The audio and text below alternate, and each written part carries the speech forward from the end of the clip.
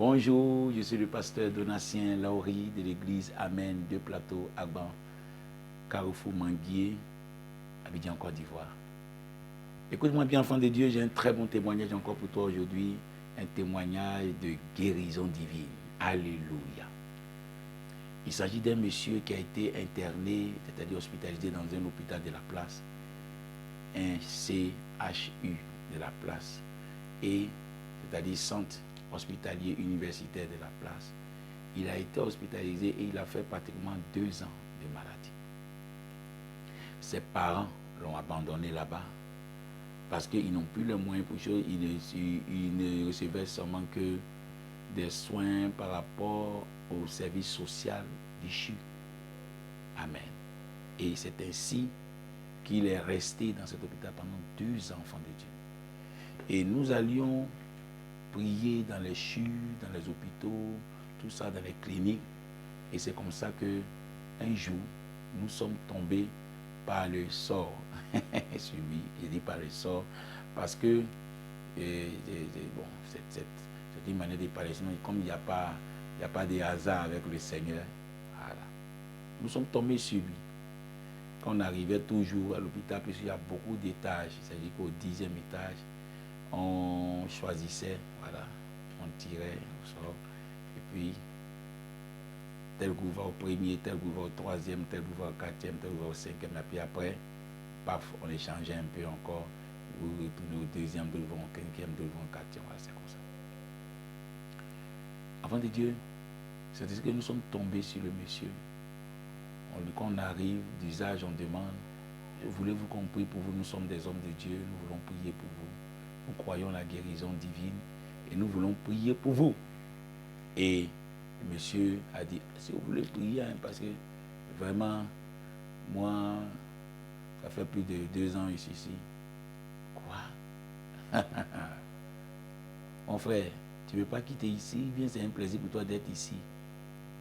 Il dit, je vais quitter, mais c'est ma faute. Je suis malade. Ça ne va pas, tout ça, ma famille est fatiguée, tout le monde m'a abandonné.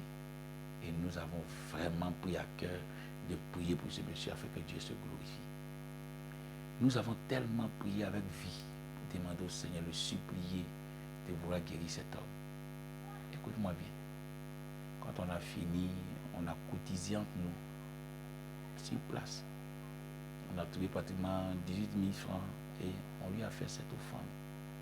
Il a commencé à couler les larmes. Il a dit, waouh, j'ai jamais vu ça. Les gens viennent prier pour nous ici, les gens viennent faire ça.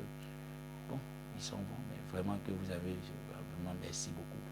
Merci infiniment. Et c'est ainsi que nous sommes séparés de lui. Et lorsqu'on arrive à l'ascenseur et que devait prendre pour aller maintenant nous retrouver là où on se retrouve pour qu'on puisse maintenant chacun encore repartir dans un palier qui nous est affecté, je reçois de la part du Seigneur qu'on devait lui remettre une Bible. Est-ce que quelqu'un me comprend? Je reçois de la part de Dieu qu'on devait lui remettre un Nouveau Testament. Et on a pris le Nouveau Testament. Tu vois le Nouveau Testament de Gédéon, que les gens de Gédéon distribuent, la petit bleu. Et c'est ça qu'on a remis à cet homme. Nous avons remis ce testament, ce Nouveau Testament, et nous lui avons dit de prier avec cette Bible-là. Mais particulièrement, on a insisté sur le fait qu'il doit lire plus le livre de Marc.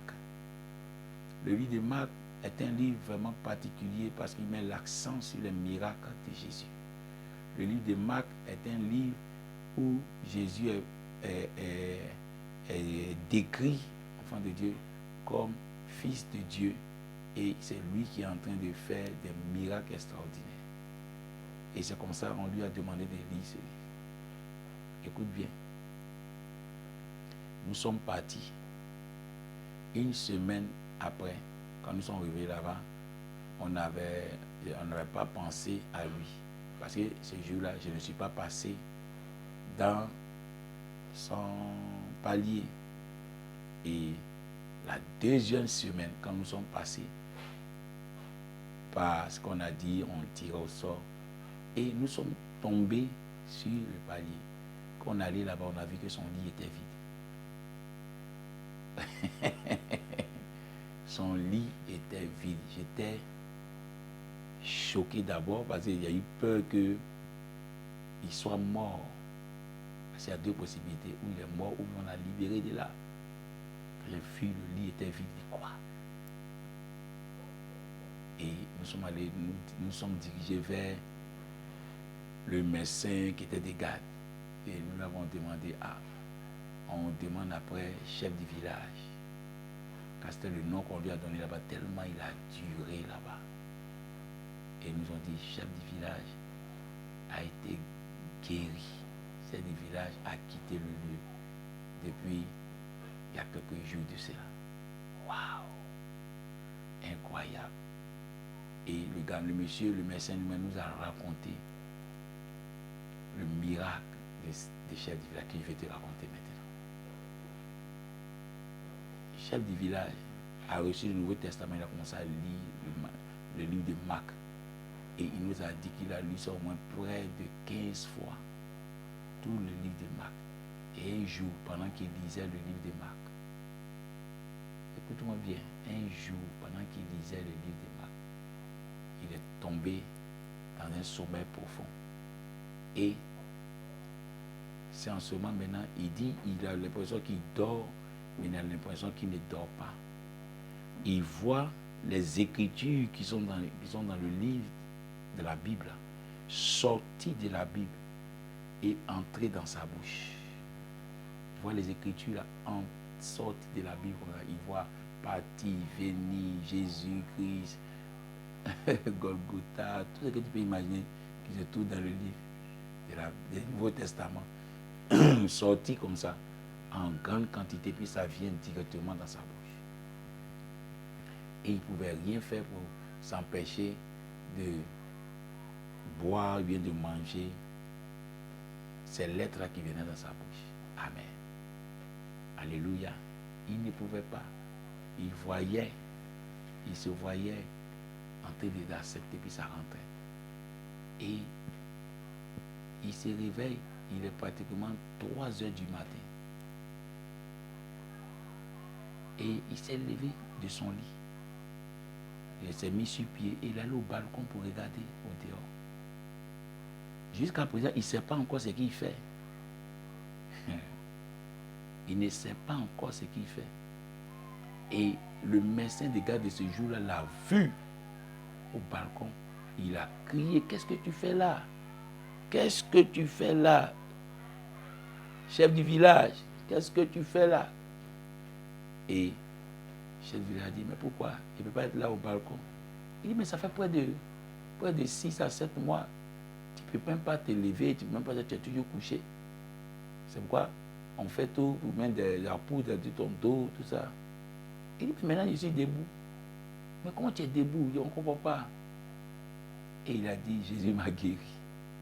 Regarde, je peux sauter. Regarde, je peux courir. Il a commencé à courir, il a commencé à faire ça. Et il a raconté son songe. Il a raconté ce qu'il a vécu au médecin. Et le médecin était étonné. Ils ont fait toutes les analyses sur lui. Et ils ont vu qu'il était totalement guéri. Son estomac, son pancréas, ses reins, sa rate, tous les éléments vitaux, ses poumons, son cœur, tout était au beau fixe. Et le chef du village se sentait très bien. Et il a été libéré officiellement. Amen. C'est ainsi que le chef du village est rentré chez lui, enfant de Dieu. Les miracles de ce genre sont légion. Alléluia. Les miracles de ce genre, on en voit beaucoup. Mais comme les gens ne témoignent pas, les gens n'en parlent pas. C'est pourquoi nous avons décidé de vous en parler. Que Dieu vous bénisse. Et que cela soit pour vous un élément important sur lequel vous vous accrochez afin que votre foi grandisse. Votre foi grandisse, que la foi vient de ce qu'on entend. Et ce qu'on entend vient de la parole de Dieu. Que Dieu vous bénisse abondamment, que Dieu vous bénisse exagérément. Qu'on entende aussi un jour votre témoignage. Au nom de Jésus, j'ai prié. Amen. Amen. Amen.